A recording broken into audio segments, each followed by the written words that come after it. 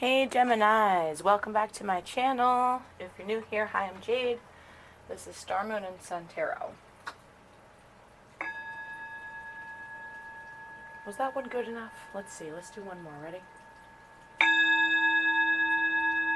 There we go.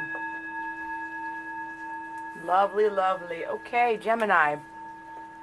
So this is going to be your light and dark reading, okay? For Gemini, Sun, Moon, Rising, Venus, Cross Watchers are welcome.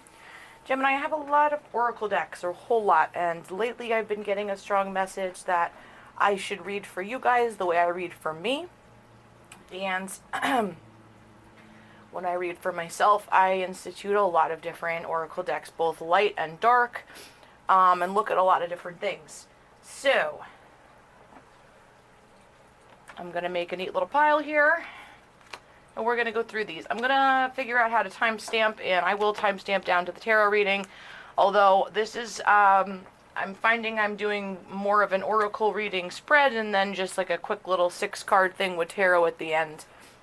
So it is up to you. I highly suggest watching this because these decks are amazing, and some of the messages that come out, I'm not going to read for every deck, but even just the imagery and stuff for summer, just amazing.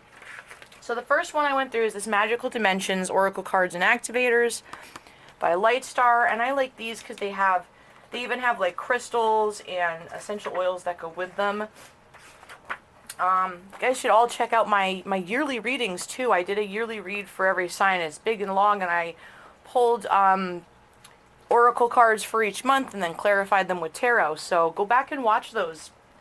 You never know, there might be some interesting information in those as well. So this is card 15, Exploration. Okay, it says, do not limit your thinking right now. You must be willing to be open to new experiences, as the sky is the limit for you right now. Unexpected situations and new discoveries may occur soon, so be ready. Although the unknown may be scary, it will lead you to greater good. Trust in moving forward. Lovely, Gemini. And this is for Gemini, Sun, Moon, Rising, Venus, Cross Watchers. If you have any Gemini placements, there could be messages here for you, okay? Your companion crystals are smoky quartz and sugilite, Sugilite. And the companion essential oil is Dorado Azul, okay? So I've been taking the bottoms of the deck as well. Yeah, I flipped to the bottom and immediately I was like, oh my god, Gemini, it's the twins! Which is funny, there's a different card too in this deck where it's two people and they look like the twins, and that came out in your yearly reading actually, so I thought that was really funny. So, reflective truth, identity, self-love, acceptance. You may be experiencing a delicate, vulnerable time period of reevaluation. It may even feel like an identity crisis is occurring. As you ask the question, who am I? It signifies a time to become immersed in discovery of the truth of you and fall in love with whatever you discover. The amount of self-love you have will be key in this situation. You are asked to embrace your situation with full compassion and love. And your companion crystals for this one are opal and golden calcite. And your companion essential oil is citrus. Love it. Alright, so the next deck I went into is one of my Franken decks, okay? It's the Sacred Power combined with the Sacred Spirit reading cards, both by Anna Stark. I'm not going to go into the books on these too much. I just wanted to show you what came out. Compassion, alright, this is very beautiful. Compassionate energy. Third Eye Vision, 36, Reclaim Your Mind. This also came out in Aquarius's, and this blue and orange imagery speaks of like twin flame kind of dynamics so far as the research I've been doing. You might be having a hard time. You might be trapped in your thoughts. We're going to see. It might come out a little bit more. And then lead the way, light your own path here with the stag. Beautiful. And then we got Hidden Realms again with this blue and this yellow. Create conscious awareness. And then affirmations. Beautiful. Look at all that. Look. Affirmations. I am love. I am, will. I am the light. I am strong. Beautiful. Make sure you're doing your affirmations. This was the bottom, okay? I'm loving this. So nice. So, Then I went into a deck, it's another Franken deck of mine. I call it my big deck of darkness.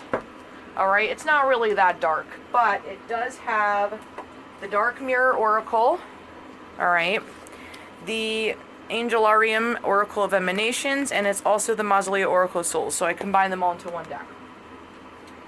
So, let's see, I'm going to show you guys what came out.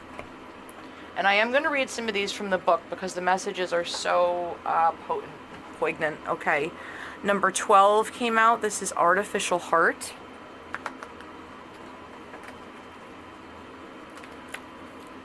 And if you don't feel the warmth of the sun, will I blame, or if I don't feel the warmth of the sun, will I blame the sun or myself? This is all about building oneself to specifications, steeling oneself to adversity, dreaming of electric sheeps. It says, once upon a time, it was a time of flying monkeys. Someone journeyed to a place that wasn't Kansas in order to gain a heart. Oh, such a charming old-fashioned fairy tale. A new heart can be bought on the internet now and be delivered in a couple of days with a brand new shiny instruction manual. It works, too. It gets the job done. It's not a job of feelings. It's scripted, like a job of numbers. It feels like a trade-off. We find refuge in the rational mind, which in turn gives us back the illusion of control, but we still feel. We still long to live through our emotions fully. We are truly like an artificial knight who wants to become a real person. Happiness is not in numbers, but it's not because numbers are bad. It's because there's nothing that alone can grant happiness and guarantee it. We trade in the natural world for artificiality and then blame this choice as the reason why our sky has no color. What if it's not actually connected? What if it's just an excuse? What if even an artificial heart could beat and fall in love and drown in sorrow? Wow. Very interesting. And then Masquerade came out. Alright, what I can't have forever, I will have for a minute. What I can't have for a minute, I will hold to me for 1 second. Under the guise of Cupid, I will come to you. Under the guise of a thief, I will fly away. There is often guilt taking the mask of Don Juan or Don Juanita. The seducer is not a master of love, neither of manipulation. He is the master of the ephemeral, of what is fleeting and brief and transient to the extreme, the master of the moment. As such, he forgot all other kind of eternity. There is guilt if you care because you are not building. There is guilt out of loss because you are not treasuring. There is guilt out of indifference because when you don't care, you cheat yourself of meaning and value. Sometimes there is guilt in the selfishness, in the desire itself, in everything leading to pleasure, as if only the pleasure that can be sacred are only those labeled as such. The masquerade is a dance. It is a road that goes in circles and ebbs and flows, and always ends with the first light. But the time comes to hold it tightly. When the time comes, let it go. Interesting. So, then, let's see here. We got Gabriel here, which is the Angel of Heralds. He's the first one, yeah. There we go. Gabriel. Okay, so this is like Archangel Gabriel, really. The Herald of Heralds. The Angel of Heralds. The guardian that stands beside the gateway. Gabriel's lantern breaks open the unknown and banishes doubt. There is certainty in this light. Shine, little light, shine. The impetus for action burns within you. In fact, you burn it, fueling this light. A lantern, a mirror, a discovery, okay? Those are like the signs of that. And then we got some interesting things. We got the left hand of judgment here. These are all part of the Kabbalistic paths here. This is judgment, you know. There's some type of judgment or something.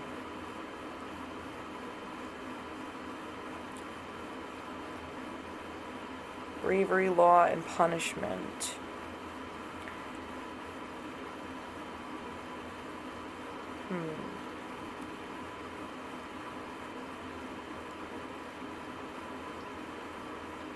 Okay, so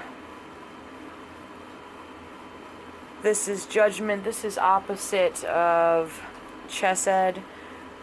It's like the ebb and flow, okay? I'm kind of like that. Both of them in equal measure. We have no means of maintaining healthy relationships. We must have judgment to discern what is healthy for us, so we can bring it into our lives and embrace it. Okay. So, then this envious gluttony card came out. Alright, there is a hunger sleeping just beneath the surface, like an animal lurking. This card is not just dark, it is unpleasant, sickly disgusting. The difference in how we feel in front of a vampire as opposed to in front of writhing bugs. It's not existential darkness we can paint of romance, drama, and subtle anguish. This is primal reeking of rotting stench. This looks like a Wendigo or something to me. This is bad. The urge is pressed down every day, toyed with. We don't want to recognize the depth of envy and anger. We cast it out of itself, and now it's truly a parasitic monster, unable to accept as something that came out of ourselves. Okay.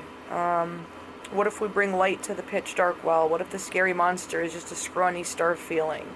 What if it's just a little thing, not to be feared, okay? So, don't be envious, don't be gluttonous about things, alright? Just take what resonates, leave what does not. If these messages are not for you, they're certainly for somebody. Malkuth talks about the ground, the kingdom. That's this 3D world that we're in here. We also got the card of obsession came out. And this might not all be your energy, Geminis. This could be people that are around you. All things led to one, and then they disappear into one until only that one remains. We chase comets, mirrors, and shadows. Sometimes we chase cars or myths. Obsession is a trick of our perception. Many become one. It feels like it, whatever it is, a person, an objective, flavors our life and give meaning to it. Obsession is a drug. In small doses it whips, in big doses it kills. When we drown inside an obsession, we should close our eyes. We don't die in the darkness, we just fall asleep. And then we can wake up even more naturally. We got Chokma, which is the right eye of wisdom. Oh, and here's the right hand of empathy. This is what this one was talking about. The push and pull of judgment and empathy, the right hand and the left hand. So both of these came out, so that's really good. That means you're finding your balance between empathy and judgment. There's wisdom coming in here with this right eye one. And then this was the bottom, hiding your true self. And I feel like there was a lot with that, with the artificial heart, the masquerade. A lot of the same messages coming out over and over here. You could be, all right, hiding is keeping things inside. Lack of trust becomes lack of hope. There must be a limit. You could be in front of a mirror, or you could hide behind the mirror, yet you choose to be the mirror. Hiding is a survival instinct. Do you want to be honest and truly be yourself? Very few people will accept you then. You're too complicated to be comfortable, too contradictory to be easy, too plain to be considered. You can be the sun, you can be the moon, the door, the road, the butterfly, and the brick. The question is not if, but when. Sometimes real solitude is when there is not a right moment to yourself, and not the right person, and neither the right way. Being yourself is like a moment at the spa. It is a massage for the soul, a purification process that brings in oxygen and turns away age and wear. It is bliss and pleasure, okay? So overall, not too awful, all right? Some dark stuff coming out. And then I went in with the fairies. Brian Froud's Fairy Oracle, okay? We do got the imaginary feels, feels, and unreal hazards here with the hojab, the G hojab here. This is also card 61. Then we got 22, the Master Maker. Some of you might be perfecting a craft. really good at different things, or you're also manifesting. You're bringing things into existence. This could be a light bulb moment for some of you. And then this is Flaf the Floofer or Fluter. This is being real, earthing, centering, grounding yourself, okay? And then the Pook, this is the good and the bad and the good. It's also paradox resolution. All right, and the last Guna with sunken treasure, discovery of self and adventure. And the feline, okay? Getting it right, delayed completions, tying up loose ends. And that Ike, the Iomancer, was on the bottom. The small clues, the details being everywhere, okay? You're getting it right, getting things done, tying up loose ends, possibly before going on some type of adventure. All right? You are getting grounded. You're getting ideas. These unrealistic, you're going to get through this. You're going to get past that.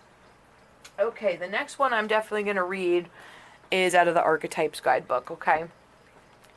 These are super important. And here we got the medallion for you guys. The shadow. These came out together. Then the gem came out. And then the shaman. And the dead end was on the bottom. Okay. So, let's see.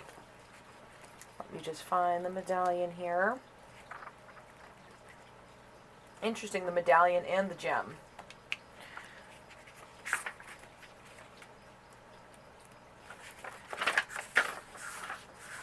Here it is. The amulet, the talisman, the heirloom. The passing on of sacred objects is an ancient ritual between families, lovers, and in tribes across the globe.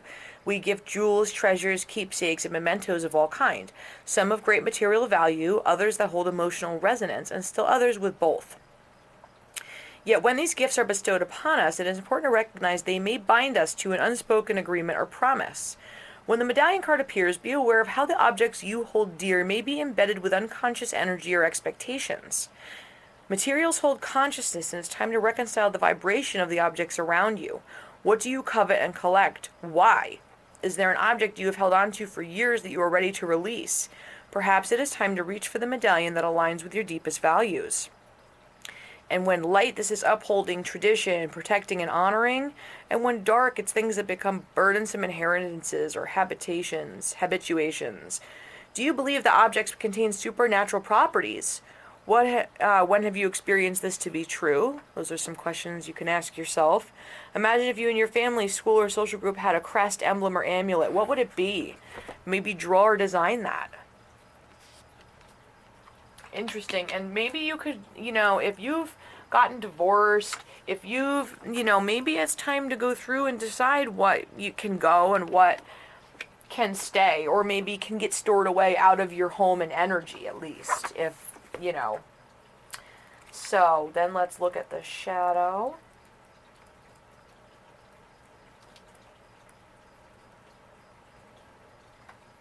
Here we go, the shadow. The unspeakable, the unwelcome, the denied. Although every card in the archetype has a shadow potential, this card asks us to delve into the qualities of the shadow itself. We often think the shadow can be purified, illuminated, and made right through effort and achievement. However, it is typically the case that our lofty pursuit of ascension and perfection is the very source of shadow material itself. By rejecting parts of ourselves in the world, we begin to separate from the whole. Rather than getting to know the qualities and content of our shadow, we busy ourselves with avoiding its presence. This is denial. When this card appears, it is time to take inventory of those things you've been denying. When the mind responds with, no, anything but that, you are touching shadow. Find support for this deep inner work and move towards the shadow with patience and compassion. In the shadow of the gods are the very gods themselves. Reflect this statement by James Hillman in A Blue Fire. What do you despise about yourself? By answering, you move towards shadow. Contemplate the following scientific observation. The closer an object, a person, place, community is to the light, the longer the shadow it casts. And when this is in light energy, it's revealing unconscious aspects of the shadow and world. And when this is darker energy, this is denying unconscious aspects of the self and the world, okay? So then we got the gem. The gems for my gems, right? crazy. Where is it? It's the thing. It's a thing. Here it is. Okay. The diamond, the gold, the inner treasure. All right, there are infinite names for the gem. It is also known as the jewel, the star, the talent, the gift, the gold. One thing for certain is that it is found deep within a substance that is very much unlike it. For example, a diamond in the rough. The gem always stands in contrast to its surroundings. You can't find it when you are among comforts and pleasantries. Precious stones develop slowly deep in the earth amid pressure and darkness. Discovering the gem requires a descent beneath the surface. Requires a descent beneath the surface where there is no definitive map. Yet the longing to touch the true gem within us is so strong that we cannot help but seek out its radiance. Your gem, like your destiny, is unlike any other in the entire world. Keep digging. In mythology, the diamond is often linked to the daemon, or inner light, that leads us to our true self, or purpose, or destiny. And that's spelled D-A-I-M-O-N, by the way, probably closest to demon. So you can see how that word has been contorted from our inner light to mean something negative and bad. Just saying. The moments of your life that glimmer are clues to where the gem resides. Don't covet the sparkling diamond of another. The gem is like a fingerprint, never to be repeated again. Find yours. And when in light, this is shining, unique, generative, irreplaceable. And when dark, this is envy, greed, and grasping, okay? On the bottom was the dead end. All right. The closed door, the final chapter, the impasse. Contrary to what its name implies, the dead end is very much alive. It is a force that stops us from moving forward as planned. It is thick, dense, uncompromising, a wall beyond all walls. With every bramble, thorn, and stone, it simply states, "No more, child. You have reached the last page of this chapter." It is natural to resist its very resistance and struggle even harder to make our way, to prove our point, to hold on to what was. In this way, we fight with life itself. From a mythic perspective, the end you face is very much a beginning. There are doors opening all around you, not just the one you planned on walking through. If you are honest and courageous enough to accept, adjust, and adapt, the dead end becomes known as life beginning. Note that in most stories and movies, the moment the protagonist reaches the dead end, something riveting happens. You are the protagonist, okay? Reflect on dead ends in your past that led to unimaginable wonders. The moment you accept the ending, a feeling of grace will arise. Doors begin to open both inside you and in the world. And when light, this is acceptance, humility, relief, reverence for change. And when dark, it's inertia, stuckness, tension, unconscious gripping, okay?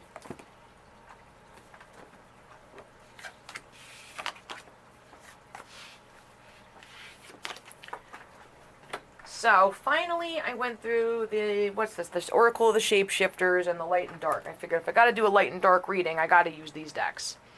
So for the Light and Dark, we got Snow Angel, number 4. The signs are with you already. The 3 Fates with card 26. What goes around comes around. Some type of karma or justice. 14, Marie Masquerade, Glamour, Intrigue, and Drama. All 3 air signs got that, by the way. Pink Lotus Fairy, A Time for Spirit. The Sea Beacon Fairy, Guidance, but where will it lead you? Okay. And then on the bottom was the Grumpy Red Fairy, Be Your True Self.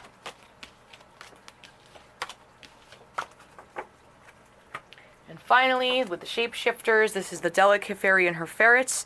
Change is natural, good, and yes, it can hurt. So big changes coming for Geminis. Beauty and the Beast came out, says you need more space in a relationship. That's probably some of what's going on here with the dead end and whatnot. Deep Dark Sea Mermaid, find solutions in the unknown places in the darkness. We just had that conversation. Snake Princess, the Serpentine Path to Power. Okay, Kundalini energy, serpent energy, also temptation. Bats in the Belfry, you can achieve great things was on the bottom, okay? So, finally, I went into the Thoth Tarot, and I asked for just one. We did get the 6 of Discs, which is success, equal give and take, things playing out in the 3D. And on the bottom of the deck is the 3 of Cups, which is abundance, celebrations. Alright, I'm going to do just a small tarot spread.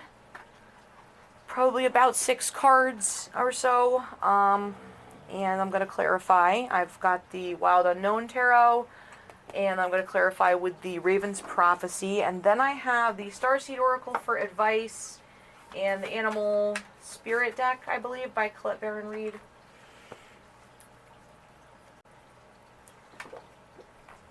Alright, so angels, spirits, guides, council members, ancestors. Show me what I need to see. Make it clear, please. For Gemini. What are Geminis going through? What is up?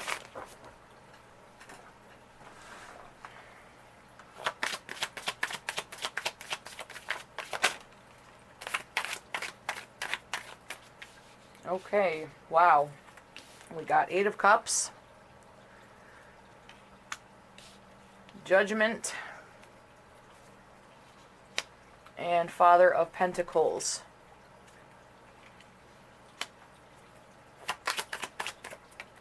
Okay. Daughter of Swords. Okay, so this is like the Page of Swords. Seeking,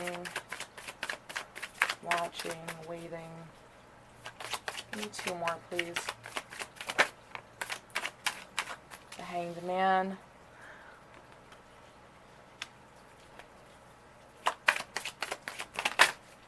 Okay, okay. Coming up a little sideways. 7 of Cups reversed.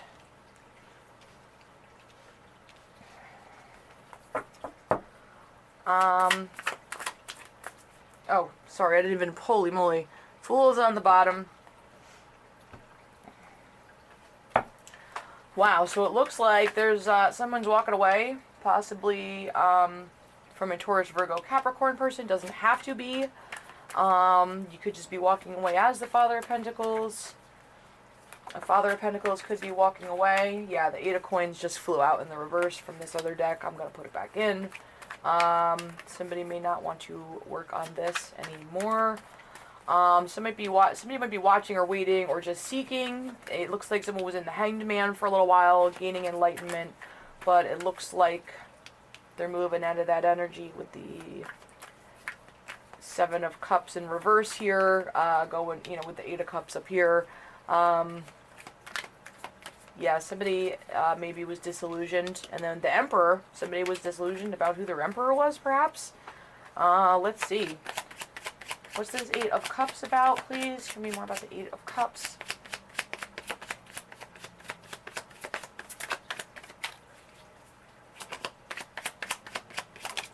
Okay, wow. Holy crow. Alright, so coming up on the 8 of Cups, we got the 5 of Wands, which could be competition, it could be feeling conflicted. The 7 of Swords, which is deception or having to break a promise, see?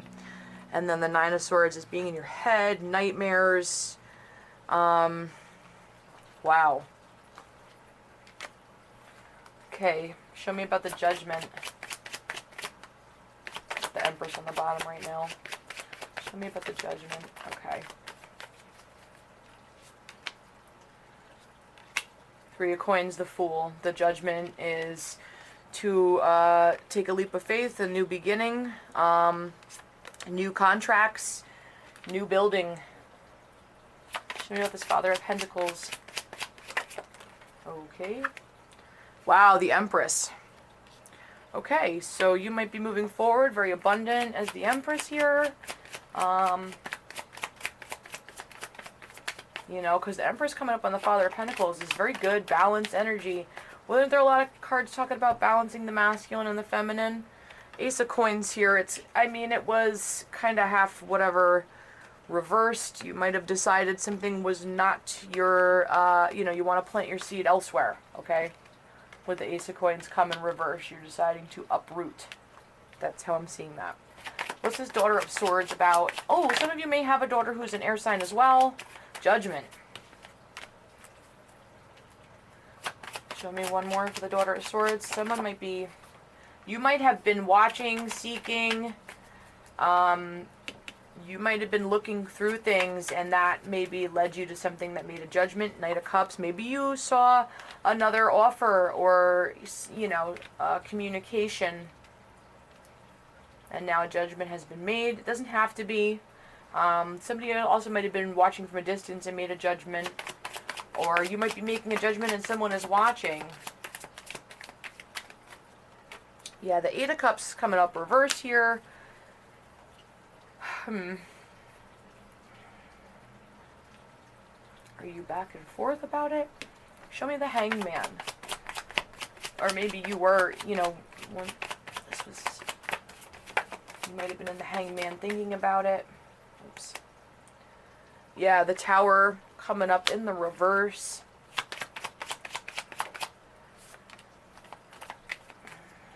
With the Two of Coins. So you might have been back and forth, or somebody might have been about this. What's the Seven of Cups reversed? The World. This is going to come to a close regardless. Show me one more. The Hermit. Could be a Virgo person involved. There's a need to go within and shine a light in the shadows. All the Oracle cards said so, remember?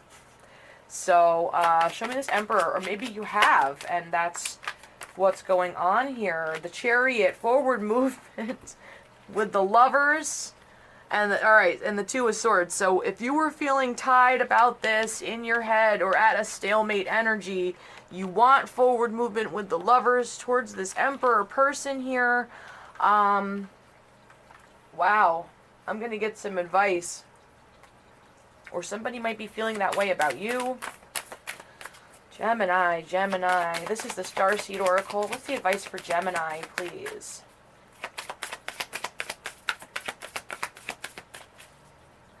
Advice for Gemini. Whoa. That was like a clump of 3. Oh my god. Shut the front door. This is fucking crazy. Okay, we're taking these. These are for you guys. Alright, first of all, we got Child of the Cosmos. The intelligence of the universe lies within you. Okay, the intelligence of the universe lies within you. This is the one that made me say, it says, I'm sorry, defenselessness, righting past wrongs, uprooting, and look at the roots. This is unreal, because I just said that, the uprooting. And then Earth School, life's lessons, soul growth, study, and higher learning. Some of you might be deciding to go back to school, to get a degree, to finish getting your degree. You might be working on that and be finishing it up. I'm just going to look from the book for these as well. I feel like this is important. There's a mysterious force that governs all of life, an intelligence that tells flowers when to bloom, and the tides and the seasons when to come and go. That intelligence is within you too. It was there before you drew your first breath, and it will be there well beyond your last. It is part of you that informed every cell what to do when you were in your mother's womb. It is harder to resist this force than it is to surrender to it, because Earth is a planet of polarity and free will. It's easy to forget that this intelligence exists within us. So we become disconnected from this pulse of life and fall into the pattern of believing that we're separate. We're feeling that we need to go it alone. We can feel isolated. You're being called to remember the intelligence that lies within each and every one of your cells, to remember you're a precious child of a loving, gentle universe, and you have access to all the intelligence, wisdom, strength, flow, and qualities that ever were, are, or will be. And to remember that if flowers know exactly when and how to bloom, then you do too. Wow, I love that. I'm going to look at I'm sorry. We live in divisive times. When we're hurt and triggered, we tend to see things as a personal attack rather than an opportunity for healing. Wow. To bring about unity, we must first acknowledge the ways in both we and the world have been divisive. Personally, ancestrally, and collectively, the shadows, hate, wounds, separation, severings, wrongs, and sadness. You may be called on to explore how you, your ancestors, or your society have consciously or unconsciously inflicted pain on others. To find a way to drop the armor around your heart and see things as they are for all people. To say I'm sorry with an open heart and mean it. You may be called to devote your time to causes you believe in or do healing work in your ancestral line. Wow. That's amazing. Beautiful energy. And Earth School, we're all here in Earth School right now. Planet Earth is a great initiation for the soul, and the life lessons are the curriculum for which we enroll. These aren't one-time lessons, but themes we choose to circle around, deepening our experience of them as we make our way through the spiral of life. Life lessons aren't only about getting it right, they're also about getting it wrong. Remember that Earth is a planet of polarity, helps us with this understanding. Each year, the study deepens more and more. If you pull this card while you're going through a difficult time, you're prompted to remember your soul came here to grow and learn. Try not to look at difficult times as getting it wrong. Instead, see them as opportunities for soul growth. Pulling this card also means you're being called to embark on a new area of study or growth. This could be through structured learning, such as university, school, or training. If you're having difficulties in a relationship, you're being reminded that these opportunities for soul growth. After all, relationships are our number one way we grow as souls here while we're on Earth. How are you being called to grow or learn? Wow, I love that, Gemini. I can't believe you guys got 3. No one else got 3. I've only done Aqua and Libra yet, though, so let's see. I just want to get some animal spirits from this beautiful deck here. For more advice, what kind of animal characteristics should Gemini take on, you know? What? Okay, well, this is funny because this one came out for the Aquarians. Squirrel spirit, believe in yourself. Okay, that reduced down to a 12 to a 3. And then I think Libra got this, chameleon spirit, act as if. You air signs, I'm telling you, you're all going through very similar things right now. Card 14. We got swan spirit on the bottom. Time to go for a deep dive. Time for a deep dive. And let's see what's on the bottom of the star seed. Baby steps. Action. Follow your intuition before it makes sense. Love it. Love it, Geminis. All right, so thank you so much for being here with me. I appreciate it so much. A big thank you to all my new subscribers. I see you guys. I appreciate it so much. Thank you. And yeah, keep doing that for me, and I'll keep doing this for you. And I hope you enjoyed. I hope I was able to give you some guidance, and I hope to see you guys back next time, all right? Much love to you all. Bye.